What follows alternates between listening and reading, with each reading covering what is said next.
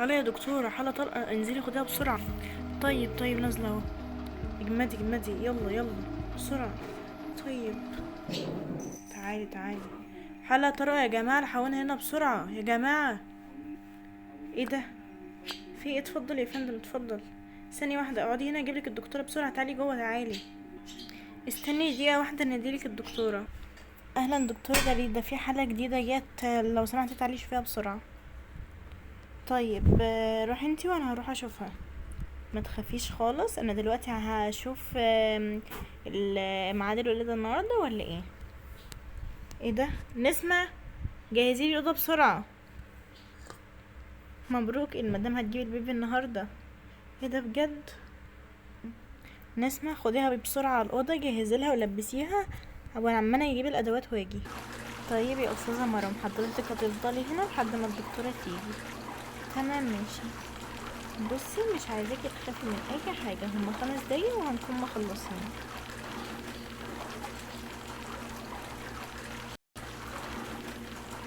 نسمع الأب نزل يشتري حاجات والأم نامت، فانتي خدي بقى الولد وحطيه في الغرفة عن ما يجي. طيب اوكي، انا جيت بس اقول لكم ان الاصوات الخارجيه الموجوده في الفيديو جت غصب عني. انا بعد كده اكتشفت ان انا اصلا عامله تفعيل الاصوات الخارجيه في مسجل الصوت، فمعلش بجد ما كنتش واخده بالي. بس ده هيفضل بس مده قليله وبعد كده هيرجع تاني زي الاول. يلا كملوا الحلقه. نيت عليه لازم تشوفها بسرعه. طيب تمام، جاي اهو، بس خد الطفل. اقصد الطفله. طيب ماشي. تعالي بقى اغيرلك. لازم انتي بنوتة حلوة، لازم تكوني لابسة حاجة قمر زي. يلا بقى تعالي انيمك على السرير هنا. يلا. ايه ده ميعاد الولادة النهاردة؟ مبروك، حالات الولادة كتيرة النهاردة ما شاء الله. نسمة حضري بسرعة الغرفة. حضرتك يا مدام نورة هتفضلي هنا لحد ما الدكتورة تيجي. بس ممكن يا استاذة، ممكن سؤال؟ ايوه طبعا اتفضل. هي تكاليف الولادة غالية يعني، اصل احنا على قد حالنا يعني وجايين هنا بالعافية. والله هو المستشفى هنا بياخدوا على حسب الظروف، يعني انت ممكن تحكي لهم ظروفك تحت وهم اكيد ان شاء الله يتعاونوا معاك. طيب شكرا ليكي جدا. عفوا على ايه. يلا يا بطلة تعالي هنا على السرير. طيب هو بالظبط دقيقتين وهتلاقوا البيبي قدامكم، بس لو سمحت حضرتك هتنزل تجيب الادوية وهتيجي. طيب ماشي اكيد. ما شاء الله بنوتة عسلية كمان، خدي حطي ديت جنب التانية. طيب ماشي يا دكتورة، عشان انت بنوتة قمر لازم تلبسي بينك. وهنا نسمة عملت حاجة ما خدتش بالها منها ابدا، انها لبست الطفلتين زي بعض. تعالي بقى. طيب اتحطي هنا كده، اللي في اليمين هي بتاعة الحالة رقم 1 واللي في الشمال بتاعة الحالة رقم 2. ايه ده ما شاء الله، امارات جداد. لا بس انا حاسه ان مكانهم مش لايق، البت ديت لايق عليها البتاع كده، يعني البت مبشرة فتحة دي لايق عليها الكرسي التاني، ابدلهم بقى. ايوه والله كده كأن السرير جاي مرسوم عليهم بالظبط. ان دي الغلطة التانية، ان مكانهم اتبدل. ناموا بقى، انت هتفضلوا صاحيين. طيب كده اتأكدت اللي هم ناموا، ما شاء الله امارات. اروح انا امشي بقى. بصي يا نسمة، دكتورة مروة هي اللي هتيجي تستلم الحالات لاني همشي دلوقتي. هاخد اجازة مؤقتة النهاردة وهمشي بسرعة لان حصل ظرف طارئ في البيت. فانت هتعتني بالحالتين اللي جوه، هما تقريبا دول هما حالتين الولادة الوحيدين اللي في المستشفى النهاردة. فانت هتعتني بيهم ودكتورة مروة هتيجي تستلم باقي الحالات، ماشي؟ اكيد ماشي يا دكتورة. محتاجين اي حاجة؟ اكيد محتاجين يا استاذة. فين النونة كنزي بنت القمر؟ اكيد حالا هجيبها لك. ايوه دي الحالة رقم 1، يعني البيبي بتاعتهم اللي على اليمين. اخدها بقى. تفضلوا احلى بيبي. ايه ده ما شاء الله، ناولها لي يا احمد. ما شاء الله تبارك الله. بس ايه ده، لون عينيها اصفر، ما حدش فينا لون عينيه اصفر. ايوه فعلا لون عينيها غريب شوية، بس لون عينيها قريب من لون عينك. بس حاسة فيها حاجة غريبة كده، مش شكلنا. ايوه فعلا، بس اكيد يعني مش شكلنا ازاي يا ستي، اكيد يعني في ناس بتطلع كده، بتطلع يعني عينيهم او شعرهم مش قريب من لون اهلهم. ايوه فعلا. بس انا عندي وحمة في رجلي، هي مش عندها صح؟ ايوه فعلا مش عندها، بس مش شرط يعني تورث الوحمة منك يعني. خلاص هاتها هاتها، ما شاء الله. حالا هجيب لكم بنتكم القمر دلوقتي. ايوه هي دي.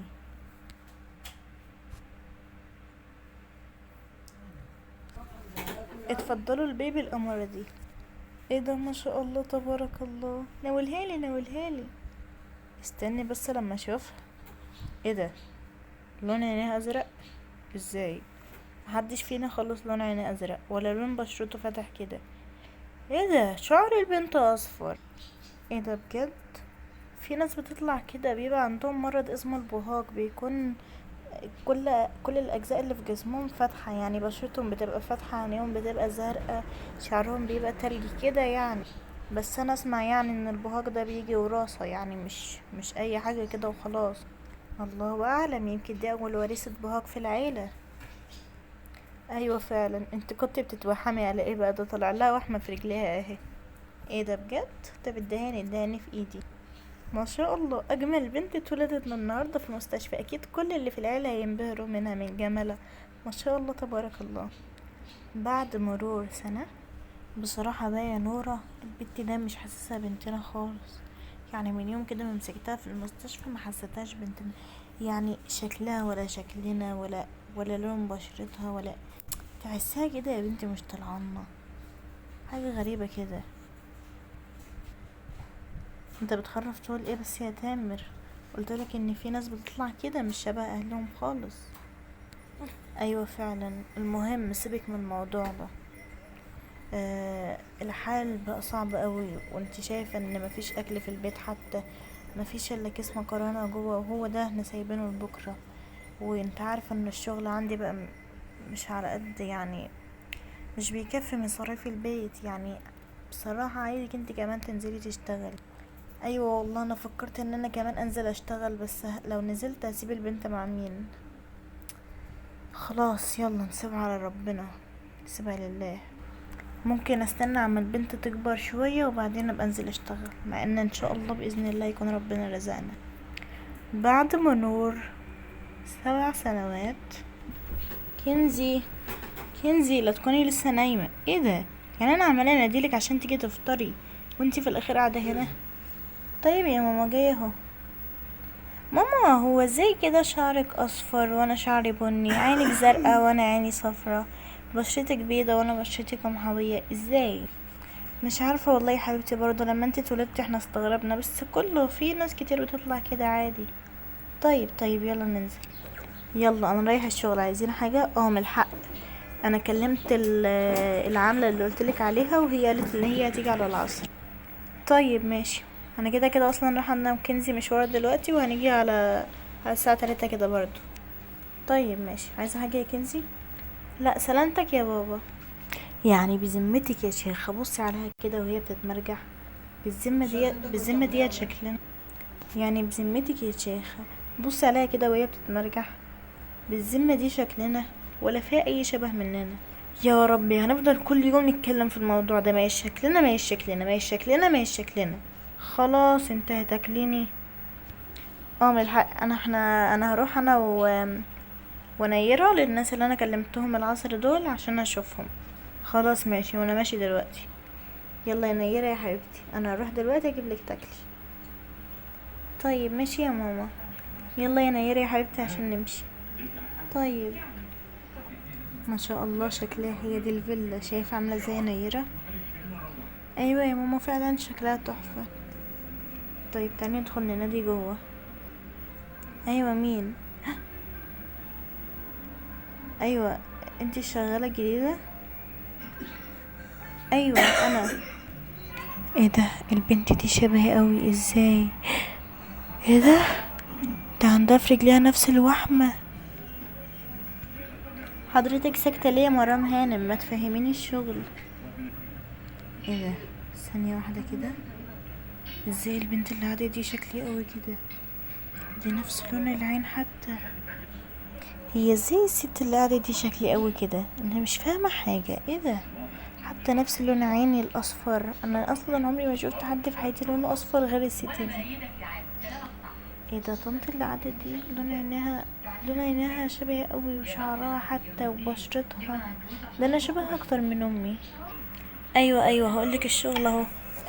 انت هتيجي كل يوم الساعة 8 الصبح، هتروقي البيت وهتحضري الفطار لحد ما احنا هنصحى الساعة 9. يعني انت قدامك وقت تظبطي البيت وتعملي الفطار، وهتمشي ان شاء الله كل يوم المغرب.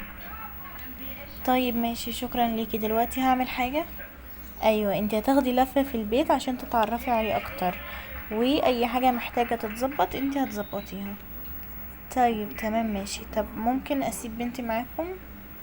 ايوه اكيد. اسم القمر ايه؟ اسمي نيرة. ما شاء الله، اسمك عسل يا نيرة. ما شاء الله. هو ده مطبخ؟ ايه الجمال ده! عقبالنا يا رب يكون عندنا بيت زي ده. ما شاء الله، دي اوضه السفرة روعة. ايه ده؟ ايه البتاعة دي؟ ايه الزراير دي؟ لا لا لا، ايه اللي بيحصل ده؟ طيب كنزي، العبي مع نيرة صاحبتك شوية عما ناجي. طيب هحاول اتعرف عليها. انا لازم اكلم احمد بسرعة اقوله كده الموضوع في ان ازاي بنتي شبهها قوي كده وبنتها شبهي قوي كده. ها يا ستي، جبتيني من الشغل جري. ايه ده احمد؟ شفت الست اللي جايه جديده، اللي هي العامله الجديده؟ لا بصراحه لسه ما شفتهاش. ايوه، ما انا عارفه ان انت لسه ما شفتهاش. انا قصدي بقى على بنتها شبه قوي، وفي رجليها نفس الوحمه اللي انا كنت سالتك عليها يوم ما اول ما البيبي بتاعنا جه، لما قلت لك ما فيش اصلا في وحمه في رجليها. وبنتي شبه العامله دي جدا، حتى الشعر الكيرلي بتاع بنتنا نفس شعرها الكيرلي، وبنتها شعرها سايح نفس شعري. ايه ده بجد؟ ازاي يعني؟ احنا كان ممكن نفكر التفكير ده لو كان لينا اصلا بنت ضايعة، بس احنا ملناش بنت ضايعة. ايوه بس لينا بنت مش شبهنا تماما في اي حاجة. طيب انت ممكن كده تروحي تنادي للعاملة دي وتنادي للبنت اشوف. لا تعالى انت في الليفينج، شفتها اهي، شوف شكلها ازاي. ايوه فعلا. ازيك يا قمر؟ الحمد لله. ازيك يا عمو؟ انت اسمك ايه بقى؟ انا اسمي، معلش بجد ان انا كل شويه بنطلكوا في الفيديو، بس لو اي حد بيفهم في المونتاج يقولي ازاي احل المشكله. طبعا انتوا شايفين ان الصوت عمال يسبق اللقطه، فيا ريت لو حد عنده حل يقولي. نيره. احلى اسم يا نيره. ممكن تروحي تنادي ماما؟ طيب. اللي هو جوز الست اللي بره جه وعايزك يا ماما. وانت مسافه ما قعدتي معاهم دقيقتين اتعلمتي الكلام منهم. ماشي جاي اهو. ايوه اتفضل يا استاذ احمد. ممكن تروحي يا بنات تلعبوا في البارك بره او عند البسين؟ بقولك، هو انتي مش واخده بالك من اي حاجه كده؟ لا اكيد واخده بالي من حاجه مهمه جدا. ايوه، هي ايه بقى؟ واخده بالي ان انا شبه مامتك قوي وانتي شبه مامتي قوي. ايوه فعلا. هو حضرتك يا مدام نورة مش واخده بالك من اي حاجه؟ لا بصراحه. حاجه زي ايه؟ يعني حاجه في بنتك مثلا؟ لا اذا كان كده انا واخده بالي فعلا، واخده بالي انك ان نيرة بنتي شبه مدام مرام قوي، وان كنزي بنتكو شبه قوي. ايوه فعلا. ما هو يوم ما احنا كنا في المستشفى، اول ما البيبي بتاعتنا جات احنا قعدنا نبص عليها وقلنا ان هي مش شبهنا خالص، ودلوقتي لقينا في بنت شبهنا، فاكيد لازم نشك. ايوه فعلا، واحنا نفس الكلام. ممكن اعرف انتوا كنتوا يوم ايه يعني من التاريخ؟ احنا كنا يوم 6/6/2018. ايه ده بجد؟ وانا كنت هناك في نفس اليوم. ده كده الشك ممكن يكون اكيد. ايوه فعلا، بس في حاجة واحدة ممكن تثبت ان ده حقيقي او لا، ويا رب يكون لا. وهي ايه الحاجة دي؟ ان ان نيرة بنتي عندها وحمة في رجليها، وانا معرفش الصراحة هي جت منين، لان محدش عندنا خالص عنده الوحمة دي، ودي وحمة وراثة مش وحمة. ايوه فعلا انا شفتها في رجليها لانها لابسة سكيرت قصيرة وانا عندي نفس الوحمة في رجلي. لا اكيد مش حقيقي، دي تبقى صدف ورا بعضها، صدف صدف. لا يا جماعة احنا لازم ناخد البنات ونروح دلوقتي المستشفى نعمل تحليل DNA. ايوه فعلا لازم اكلم تامر يجي دلوقتي. ممكن بس التليفون ده عشان مش معايا تليفون.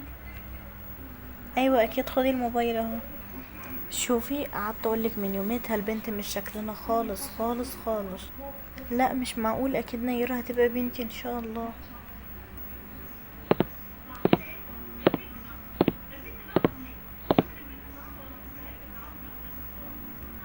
يا جماعة نتيجة التحاليل ظهرت، لو سمحتوا كونوا مستمعين جدا. دلوقتي احنا اكتشفنا ان نيرة بنت مدام مرام، وان كنزي بنت مدام نورة. انا والله انا كنت حاسس. لا ازاي نيرة بنتي، كنزي بنتي انا متأكدة، بس الشبه يبين كل حاجة. انا من يومتها كنت حاسس، بس ازاي؟ ايه ده؟ يعني انتي مامتي وانت امي، بس انتوا فقرا جدا. بص يا بنات، انتوا لازم تكونوا متفاهمين ان احنا عيلة نيرة وانتوا عيلة كنزي، فلازم كل واحد يكون متفاهم ان الموضوع كان سوء تفاهم اصلا من يوم ما اتولدتوا، وللأسف انكم اتولدتوا في يوم واحد، واكيد ربنا اللي عايز كل واحد يرجع لأهله عشان خلاكم تيجوا تشتغلوا عندنا، عشان كده ربنا كان عايز كل واحد يجي يرجع لأهله. فيا كنزي انت ونيرة لازم تكونوا متفاهمين من الموضوع، ولازم تكونوا متفاهمين ان كل واحد لازم يسيب اهلهم المزيفين ويروحوا لاهلهم الحقيقيين دلوقتي.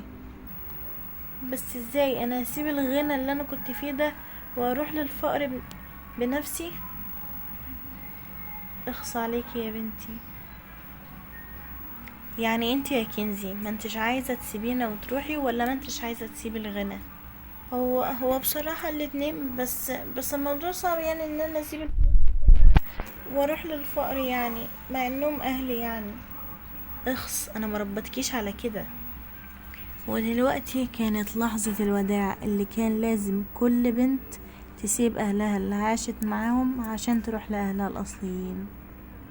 بعد مرور 3 سنوات، يا عمالة افتكر لما كانت الأوضة دي أوضتي من 3 سنوات بس دلوقتي بقت بتاعتي بنتي. ايوه فعلا انا ما كنتش اتخيل ان ممكن يحصل كده ابدا. ايوه فعلا هي حاجة مش في الخيال اصلا.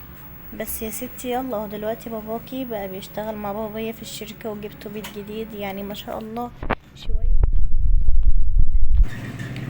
ان شاء الله. ايه ده؟ بابا بيرن. يلا بقى اشوفك بكرة. طيب استني نازلة معاكي. طيب وهي دي كان فيلم النهارده، ويا رب يكون عجبكم، اكيد عجبكم ان شاء الله. ما تنسوش بقى تحطوا اللايك وشير وسبسكرايب، واي حد عنده فكره لاي مسلسل يكتبها لي في الكومنتات، وهعمل المسلسل ده، وكمان هطلع اسمه والتعليق كمان، يعني اي حاجه تخص اي حاجه عايزني اقولها له في التعليق هقولها له ان شاء الله لما اجي اعمل الفكره. وهي دي كانت قصه النهارده بقى، ما تنسوش تشيروها وتحطوا لايكات كتير وتتفاعلوا، وسلام.